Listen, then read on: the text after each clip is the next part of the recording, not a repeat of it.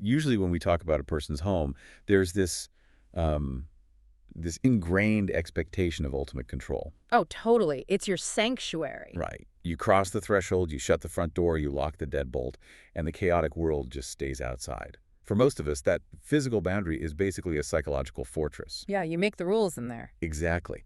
But have you ever stopped to think about what it takes to actually manage the spaces where people live, especially when that space is like legally shared housing? Oh, that completely flips the traditional script of what a home is supposed to be. It really does.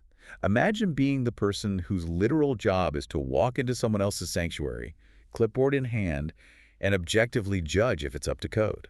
Suddenly, that private sphere becomes a highly regulated, corporate-managed environment.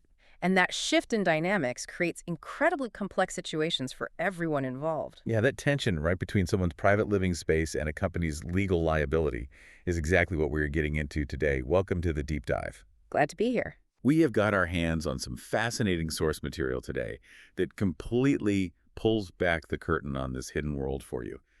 We are looking at excerpts from the newly updated House Share Heroes Property Inspection Standards and Training Manual. Quite a mouthful. It is, yeah. Yeah. But it's a document specifically designed for their new HMO property inspectors. Right. And just for context for you listening, HMO stands for House in Multiple Occupation. Right, so not just a standard family rental. Exactly. This isn't just a traditional nuclear family renting a suburban house.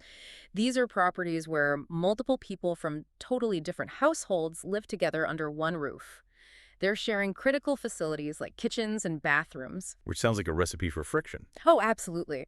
The regulations governing these specific types of properties are notoriously strict, and for good reason, because the potential for things to go wrong just multiplies with every additional person. Yeah, and reading through this manual, you realize almost instantly that the mission here isn't just about, I don't know, checking for leaky faucets or testing smoke alarms. It's not at all. The state and job title might be property inspector, but what we're really looking at is a masterclass in diplomacy, strict operational protocols, and intense psychological boundary management. It's a huge burden. It really is. It's about being the eyes and ears of a property management company in the most intimate setting imaginable. So, what does this all mean? Well, it means we need to look past the superficial bullet points of a standard corporate document. At first glance, a training manual reads like a dry, bureaucratic checklist. Right, just checking boxes. Yeah, but if you read between the lines, every single instruction is a calculated response to a potential disaster. Like legal disaster. A legal disaster, a financial disaster, or in some cases, a very real human disaster. Okay, let's unpack this, because before an inspector can even step foot in a property, they have to deeply understand why they are there in the first place. The foundation of the job. Exactly. The manual doesn't just say, go look at the house. Mm. It establishes these heavy foundational pillars of purpose. Instead of just listing them out, let's look at the sheer weight of what this company is asking one human being to do. It's a lot. It's wild. I mean, in one room, they are acting as a structural forecaster, trying to identify a small maintenance issue, like a hairline crack, before it becomes a major structural failure. Yeah. Then in the next room, they are a legal compliance officer, ensuring the property meets local HMO regulations. Then you turn the corner and the role shifts again. Right into a financial auditor. Exactly. Because another massive part of the job is monitoring contractor performance to protect the landlord's asset. You're making sure the plumber who billed the company for 3 hours of work last week actually sealed the shower tray properly. Right, catching the bad work. Yeah. And on top of all of that, you are supposed to maintain resident satisfaction and reduce risks to health and safety. You're asking one individual walking through a hallway to simultaneously hold about 6 different and often competing professional lenses. It's an absurd mandate when you visualize it. Like, if you are listening to this and you've ever rented an apartment, think about how you'd feel if your landlord walked in. Nerve-wracking. Very. Now imagine the person walking in isn't the landlord, but a corporate representative who is acting somewhat like a diplomat, balancing the demands of competing nations. Or maybe like a referee in a very high-stakes soccer match. That's a good way to put it. They don't play for the landlord team, they don't play for the tenant team, and they don't play for the contractor team. They just enforce the rules of the field, which usually means everyone ends up mad at them. Usually, yeah. I mean, looking at these goals, protecting landlord assets and monitoring contractor performance, seem like they could naturally conflict with maintaining resident satisfaction. If I'm a tenant with a broken heater, I don't care about the company's risk mitigation or how much the contractor costs. I just want warmth. Of course you do. So, how does a manual like this expect one single person to balance those completely different loyalties without getting fired? What's fascinating here is how the text explicitly defines the inspector to solve that exact dilemma. It says, verbatim, the inspector acts as the eyes and ears of house share heroes. Eyes and ears. Notice it doesn't say the hands or the wallet. They aren't the ones physically fixing the boiler, and they aren't the ones writing the policy or paying the bills. They are purely a multi-directional risk mitigator. Multi-directional risk mitigator. Yeah. So they are effectively gathering the intelligence that keeps this whole fragile ecosystem from collapsing into a massive lawsuit. That's the crux of it. Think about the vectors of threat in a shared house. You have the landlord who needs protection from the tenants potentially destroying their investment. Like what? Say, a resident secretly keeping a destructive pet that's chewing through baseboards or hoarding items that create a fire hazard. Oh, wow. Yeah. But simultaneously, the tenant desperately needs protection from the landlord via the management company, ensuring that the fire doors actually close, the wiring isn't going to spark, and the roof isn't caving in. And then House Share Heroes, the management company sitting in the middle, needs protection from both of those parties, plus protection from bad contractors who might charge for work they did poorly. The inspector stands right in the middle of that crossfire. Let's use your leaky pipe scenario. Okay. If a contractor did a shoddy job on a bathroom seal and the inspector catches it early, the report protects the landlord's asset from expensive rot. Right. It saves the management company from paying a fraudulent invoice to the contractor, and indirectly, it maintains resident satisfaction because the tenant's bathroom won't catastrophically flood next week. So it all connects. Yeah, the manual aligns all these seemingly conflicting loyalties by reducing them down to one common denominator: objective, documented observation. So we've established how vital it is for the inspector to be this perfectly objective referee. Yeah. But all that theoretical risk mitigation falls apart if the company can't guarantee the inspector actually pulls it off consistently.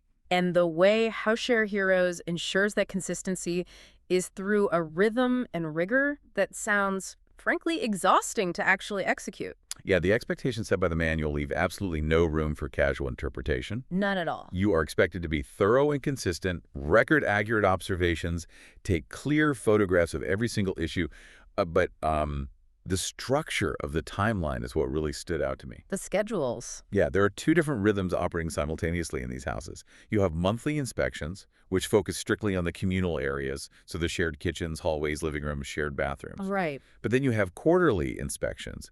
Every 3 months, the inspector covers all those communal areas, but they also have to inspect every single resident's private bedroom. That distinction is incredibly important for anyone trying to understand the reality of shared housing. The communal areas of an HMO are high-traffic, high-friction zones. The messy spot. Exactly. That's where the grease builds up on the stove, where the fire exits get blocked by someone's bicycle, where the interpersonal drama of 5 strangers living together physically manifests as overflowing trash bins. Yeah, checking those areas monthly makes total operational sense to prevent things from spiraling. But the bedrooms, that's the inner sanctum, that requires a quarterly rhythm because it's a much deeper intrusion into personal privacy.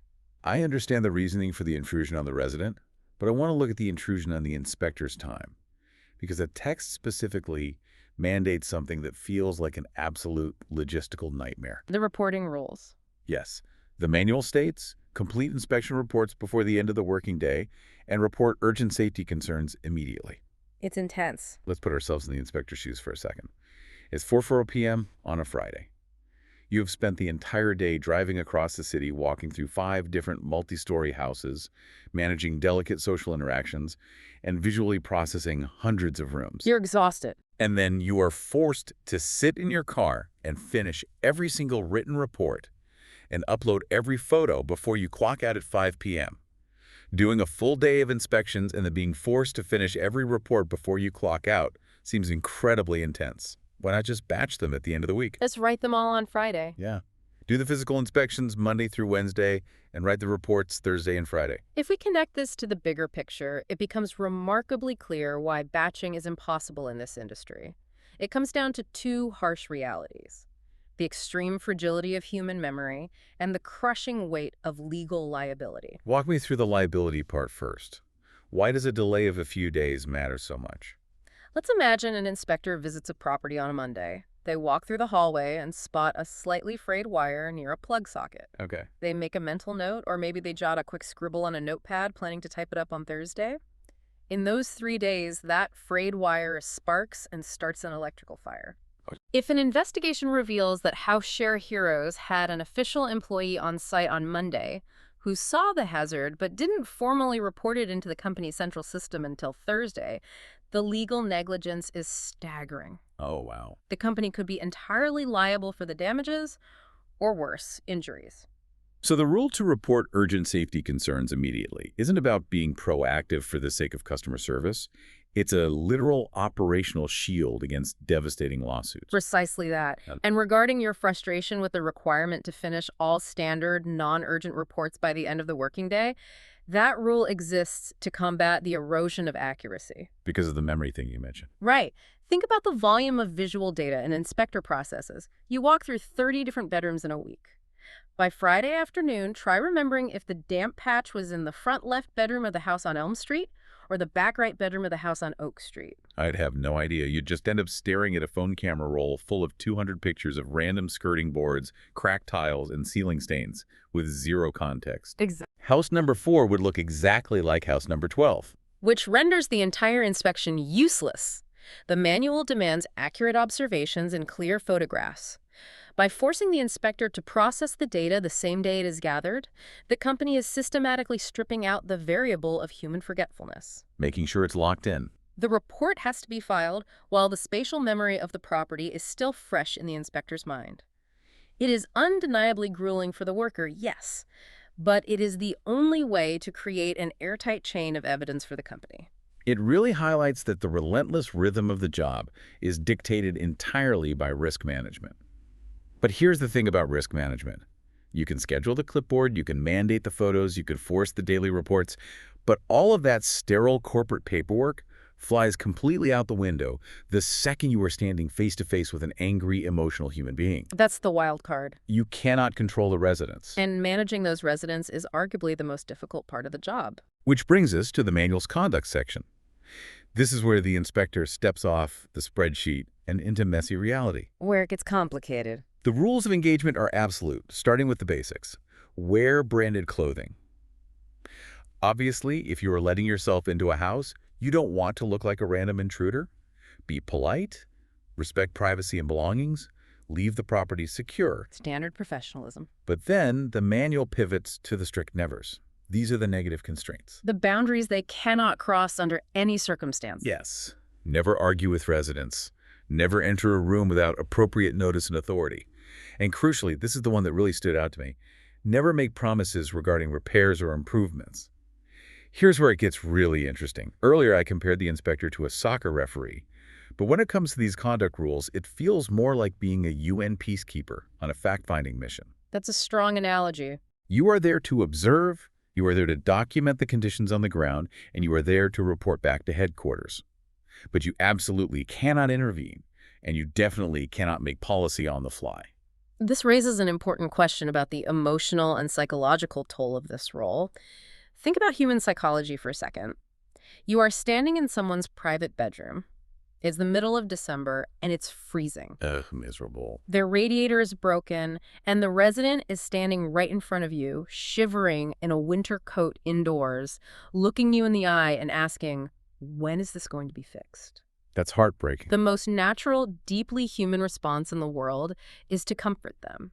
You want to de-escalate the tension and say, I'm so sorry you're dealing with this. I'll make sure the plumber is here tomorrow. Of course you do. You want to be the hero in that moment. You want to fix the problem and make the person feel heard. But the manual explicitly forbids that instinct. Never make promises regarding repairs or improvements. Why? Because the inspector does not hold the company checkbook. Right. They don't manage the maintenance budget, and they certainly don't manage the external contractor schedules. If the inspector says, we'll fix it tomorrow out of a desire to be kind, they have just created a verbal contract on behalf of House Share Heroes. Oh, I see. And if the plumbing contractor is booked solid for the next 3 days, The company has broken a promise they didn't even know they made. Exactly the problem. It completely undermines the company's control over their own resources. From a customer service perspective, it damages resident satisfaction far more when a specific promise is broken than when a polite but non-committal answer is given initially. That makes sense. And legally, promising an improvement, like an inspector casually saying, sure, we can probably get you a new mattress, this one looks old, opens up massive loopholes. Wait, really? How so? Well, tenants could potentially withhold rent, claiming the company failed to deliver on agreed-upon upgrades that the company never actually approved. Wow. It requires an incredible amount of psychological discipline. You have to look a frustrated, cold person in the eye and essentially say, I see your problem, I am documenting your problem, but I cannot guarantee the outcome. That is a very tough emotional boundary to hold. It is. It forces the inspector to constantly depersonalize the interaction. They have to lean entirely on the bureaucratic system to protect themselves. I am submitting this to the maintenance team right now, and they will contact you. That's all they can say. The process becomes a shield. Yes, a shield against the emotional weight of the job. Speaking of emotional weight, the manual also mentions something else under conduct that completely shifts the tone of the entire document for me. It says, report any safeguarding concerns immediately. Yeah, it's huge. We've been talking about leaky pipes, frayed wires, and broken radiators, but safeguarding is a totally different tier of observation. That isn't about the building, that's about the people inside it. It truly elevates the role from a mere property checker to something much more profound. An inspector isn't just looking at bricks, mortar, and safety certificates.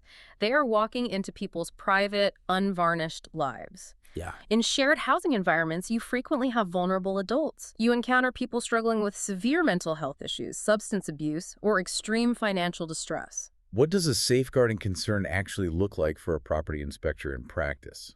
How do they know when to escalate? Well, it could be opening a bedroom door and discovering a severe hoarding situation. Piles of newspapers, trash, or belongings stacked to the ceiling. That's terrifying. It is, and it creates a massive fire hazard, not just for that specific tenant, but for everyone else living in the house. It could also be noticing that a resident hasn't been seen by their housemates in weeks, and there is a foul odor coming from their room. Oh, gosh. Or it could be seeing physical signs of domestic distress or obvious illegal activity occurring in the communal spaces. Because the inspector has legal, scheduled access to these private spaces, remember, they are mandated to enter the bedrooms quarterly. They are often the absolute frontline observer of human welfare. They see what nobody else sees. Exactly. They might literally be the only outside entity that sees how this person is actually surviving behind closed doors. That brings a completely different, almost sobering weight to the phrase eyes and ears. You aren't just protecting the landlord's asset from a careless tenant. In some cases, you might be protecting a vulnerable tenant from themselves or ensuring they get the critical social interventions they desperately need. Very true. It really brings home why that never argue with residents rule is so vital. If you walk into a situation of high distress or someone suffering a mental health crisis in a hoarding situation, picking a fight about the terms of their lease agreement is the absolute worst, most dangerous thing you can do. That is the genius of the manual's rigid constraints. It provides a strict behavioral framework so the inspector doesn't have to make massive ethical or logistical judgment calls on the fly in high-stress situations. They just follow the protocol. You observe objectively, you remain unfailingly polite, you leave the premises safely, and you immediately escalate the situation to the professionals who are equipped to handle it. The corporate process acts as a safety net for both the resident and the employee. It's incredible how much depth there is in such a brief training document. We started this deep dive looking at what seemed like a standard onboarding checklist for a new hire-checking smoke alarms. But by unpacking the purpose, the relentless rhythm of the scheduling, and the intense rules of engagement, we've uncovered a highly sophisticated framework for legal compliance, asset protection, and deep psychological boundary setting. And if there is one thought I'd leave you listening to ponder, it's how the very structure of these corporate inspections fundamentally alters our baseline concept of what a home actually is. How so? In a traditional, privately owned or single-family rented home, you control the borders entirely. You decide who comes in and when. But if you live in an HMO managed under these specific rules, your living space is partitioned into zones of varying conditional privacy. That's a wild way to think about it. Your communal kitchen and living room are subject to monthly, scheduled corporate observation.